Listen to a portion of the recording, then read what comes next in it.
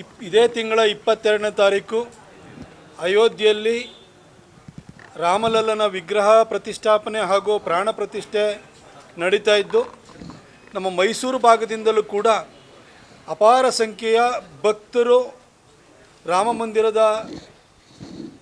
ಮಂದಿರವನ್ನು ನೋಡ್ಕೊಂಡು ಬರಲಿಕ್ಕೆ, ದರ್ಶನವನ್ನು ಪಡೀಲಿಕ್ಕೆ ಉತ್ಸುಕರಾಗಿದ್ದಾರೆ.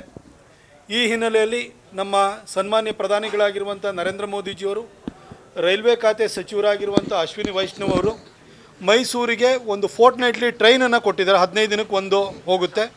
ಅದು ಫೆಬ್ರವರಿ 4ನೇ ತಾರೀಕಿಂದ ಮೈಸೂರಿಂದ ಹೊರಡುತ್ತೆ ಮತ್ತು ಫೆಬ್ರವರಿ 18ಕ್ಕೆ ಇನ್ನೊಂದು ಟ್ರೈನ್ ಹೊರಡುತ್ತೆ. ಫೆಬ್ರವರಿ 4ಕ್ಕೆ ರಾತ್ರಿ 12 ಗಂಟೆ 15 ನಿಮಿಷಕ್ಕೆ ಮೈಸೂರಿಂದ ಹೊರಟು ಅದು ಅಯೋಧ್ಯೆಗೆ ತೆರಳುತ್ತೆ.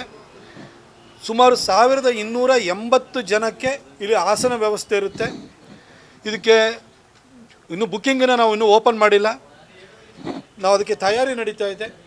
ನಾವು ಅಲ್ಲಿಗೆ ಕರ್ಕೊಂಡೋಗಿ ದರ್ಶನವನ್ನು ಮಾಡಿಸಿ ಅಲ್ಲಿ ರಾತ್ರಿ ವಸತಿ ವ್ಯವಸ್ಥೆನೂ ಕೂಡ ಮಾಡಿ ವಾಪಸ್ ಕರ್ಕೊಂಡು ಬರಲಿಕ್ಕೆ ಎಲ್ಲ ತಯಾರಿ ನಡೀತಾ ಇದೆ.